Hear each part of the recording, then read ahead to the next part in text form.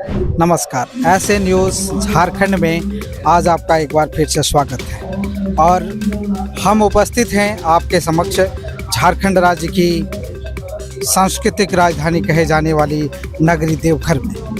और सत्संग की आधी घड़ी तब के वर्ष हजार तो भी बराबर है नहीं, कहे कबीर विचार।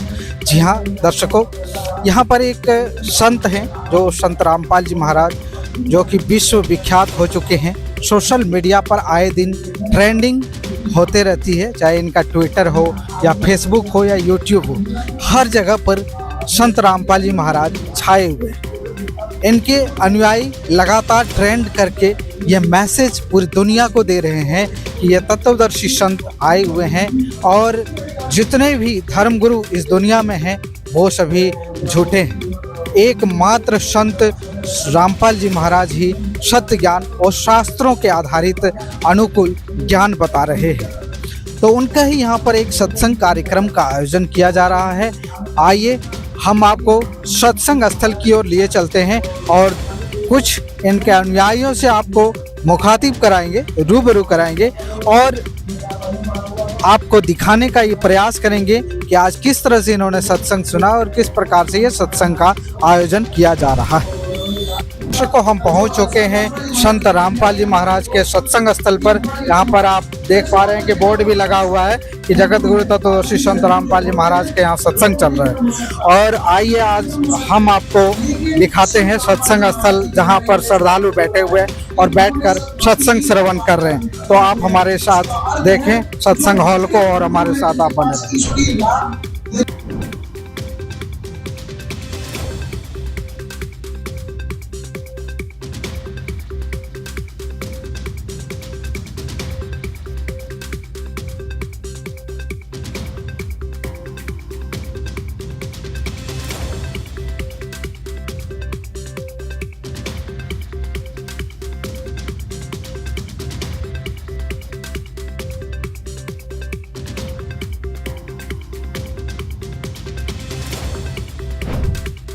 तो दर्शकों, हमारे साथ इस सत्संग स्थल पर एक श्रद्धालु मौजूद हैं। इनसे जानने का हम प्रयास करते हैं कि यहाँ पे किस तरह का कार्यक्रम चल रहा था और किस चीज़ को लेकर ये प्रोग्राम किया गया था। नमस्कार सर। हाँ सर साहब जी। सर सबसे पहले अपना परिचय दें सर। हाँ, मेरा नाम सुरेंद्र प्रसाद है और मैं देवघर का ही रहने वाला हूँ। मैंने भूतपूर्व CBSE स्कूल का शिक्षक रहा। तो जैसा कि सर आप बता रहे हैं कि शिक्षक रहे हैं, मतलब अच्छे एडुकेटेड पर्सन है, तो हम आपसे सर जानना चाहेंगे ये सत्संग से लोगों को क्या लाभ मिलता है। सत्संग से तो अनेक लाभ मिलते हैं। इसमें जैसे लोगों को अपने जीवन में दैहिक दैविक भौतिक तीनों ताप से त्रस्त रहते हैं, इसका निवारण का साधन हमारे इस सत्संग में बताया जाता है। और धर्म अर्थ काम और मोक्ष की प्राप्ति इस सत्संग के ज्ञान से होता है। ये बहुत अच्छी बात सर आपने कही कि सत्संग से मोक्ष की भी प्राप्ति होती है।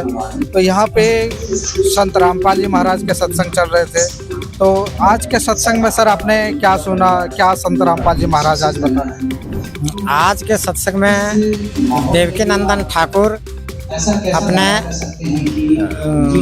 मतलब ये जनश्रुति यानी लोकवेद के आधार पर दंत कथा के अनुसार वो बतला रहे थे कि शिव जी की भक्ति करने से, शिव एकादशी व्रत करने से, जैसे कि उन्होंने बताया कि शिव जी के शिवलिंग का निर्माण करने से अनेक पापों का, बड़े से बड़े पापों नष्ट हो जाते हैं। और दूसरी बात उन्होंने बताया कि शिवलिंग पर अगर साधारण एक लोटा जल भी हम डाल देंगे तो उसमें भी बड़े से बड़े पाप नष्ट हो जाते हैं। ये बात कथावाचक देवकी नंदन जी बता रहे हैं। हाँ जी हाँ, ये देवकी नंदन का ज्ञान था। ये वो अपने ज्ञान के आधार पर ये बतला रहे थे। और एकादशी व्रत जैसे साल में 24 बार होते हैं, तो एक पाप मोचनी एकादशी का नाम बताया कि उसमें उस एकादशी व्रत करने से बड़े से बड़े पाप खत्म हो जाते हैं। जबकि हमारे गुरुजी महाराज जी संतराम जी महाराज बतलाते हैं, उन्होंने अपना धर्म ग्रंथ जैसे आयुर्वेद अध्याय 8 मंत्र 13 में उन्होंने इस ग्रंथ को खोल करके स्पष्ट दिखाया है कि आयुर्वेद अध्याय 8 मंत्र 13 में स्पष्ट लिखा हुआ है कि पूर्ण परमात्मा जो होते हैं ये घोर से घोर पापों को नष्ट कर देते हैं उनकी सद्भक्ति करने से। जी, तो आपका सर ये कहना था कि अन्य जो धर्म गुरु हैं जैसे देवकी नंदन हो गए या और भी कोई हो गए, तो वो बताते हैं कि हमें पापों को भोगना ही पड़ेगा जो हमने पाप किए हैं। हाँ, जैसे उन्होंने एक बात ये बताया था कि एक मंत्र उन्होंने बताया ओम नमः शिवाय, कि ओम नमः शिवाय का जाप करने से भी सभी पाप नष्ट हो जाते हैं। लेकिन इस तरह की बात नहीं है, वो मंत्र है ही नहीं, वो तो प्रार्थना वाक्य है। और संत रामपाल जी महाराज जो हैं वो ये ऋग्वेद मंडल 9 सूक्त 96 और अनेक सही मंत्र जैसे मंत्र 15, 16, 17 इत्यादि मंत्रों से उन्होंने प्रमाणित करके दिखाया गया है कि केवल पूर्ण परमात्मा पूर्ण ब्रह्म की सद्भक्ति से ही घोर से घोर पाप खत्म हो जाते हैं। तो दर्शकों, ये बहुत बड़ी बात है जो कि जितने भी आज तक कथावाचक हुए हैं वो सभी बताते हैं कि पाप आपके भोगने ही पड़ेंगे, जो भी पाप आपने किए हैं उनका नाश नहीं हो सकता। और यहाँ पर जो है संत रामपाल जी महाराज ने वेदों से प्रमाण सहित बताया कि पाप आपके नष्ट हो सकते हैं यदि सद्भक्ति हो, गीता वेदानुसार भक्ति हो। इनका भी यही कहना था कि संत रामपाल जी महाराज ऐसा आज के ज्ञान में बता रहे थे। सर, आप इस भक्ति से संत रामपाल जी महाराज से क्यों जुड़े सर, अपने बारे में? मैं तो पहले कुछ संत मत अखिल भारतीय संत मत सत्संग से जुड़े हुए थे, वहाँ बहुत समय मैंने बिता दिया। कहाँ सर इनका एड्रेस क्या है? एड्रेस है इनका कुपा घाट भागलपुर, अखिल भारतीय संत मत सत्संग। इनका गुरु कौन है सर? इनके गुरु थे महर्षि में ही परमहंस जी महाराज। और इन्होंने जो 4 प्रकार की साधनाएं जो बताई, वो साधना एक हठियों की तरह था जिससे कुछ लाभ या हानि कुछ नहीं होने वाला है इसमें। और जब हम महाराज जी के संजोग से किसी भक्तात्मा के द्वारा हमको एक साहित्य मिला ज्ञान गंगा, तो इस साहित्य का अध्ययन मैंने बार बार किया। इस साहित्य का अध्ययन करने से हमें इनकी वाणी से प्रभावित होकर के और मेरे अंदर एक जिज्ञासा हुआ और मैं इनका खोज करने लगा। और खोज करने से परमात्मा की कृपा से हमें किनारा मिल ही गया। और जब हम इसमें आए तो हमें रियल भक्ति मिली, हमें इनमें मोक्ष प्राप्त करने का साधन मिला, मोक्ष मंत्र मिला। हमें जो है एक शांति प्राप्त हुई, जो अंदर में बेचैनी थे वो समाप्त हो गया। और सर, वो साहित्य का क्या नाम था? कौन सा साहित्य? जिसको पढ़कर सर आपने ये सारा ज्ञान को प्राप्त? ये साहित्य उनका गीता तेरा ज्ञान अमृत, उस साहित्य को मैंने अध्ययन किया, कई बार बार अध्ययन किया।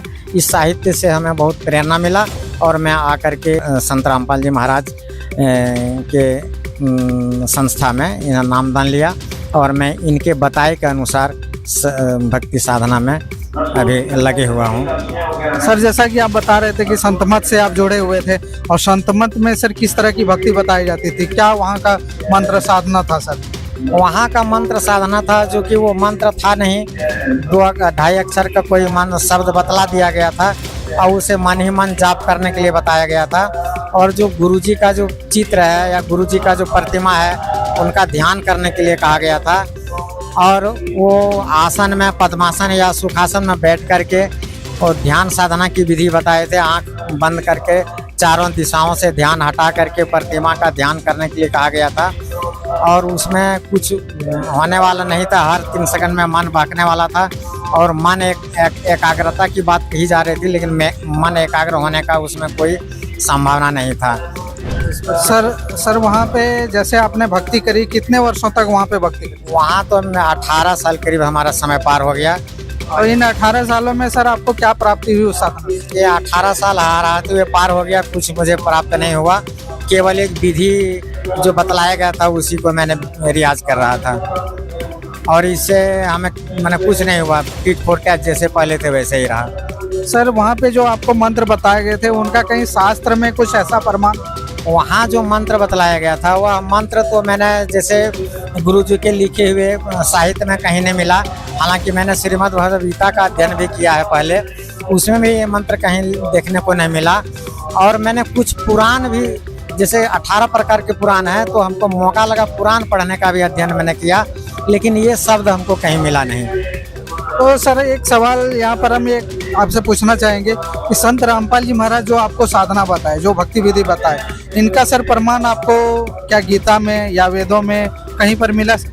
हाँ जी, इनका प्रमाण जो है गुरु जी बतलाएं, चारों वेदों में इनका प्रमाण बतलाएं, श्रीमद् भगवद गीता में भी बतलाएं, और जितने भी धर्म ग्रंथ हैं, जैसे आपका बाइबिल हुआ, त्रिपिटक हुआ या गुरु ग्रंथ साहिब हुआ, सब धर्म ग्रंथों के आधार पर उन्हें धर्म ग्रंथ से प्रमाणित करके हम लोगों को बताए हैं कि ये जो है मोक्ष मंत्र कहाँ है और कौन सा मोक्ष मंत्र है।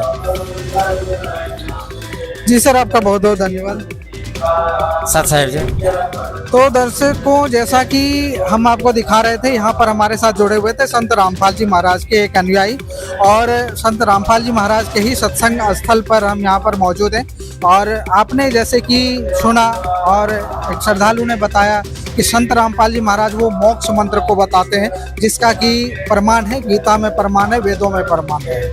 तो आप ऐसे ही वीडियो देखने के लिए हमारे साथ बने रहें, ऐसे न्यूज़ झारखंड पर बने रहें, और तब तक के लिए हमें इजाज़त दीजिए। धन्यवाद।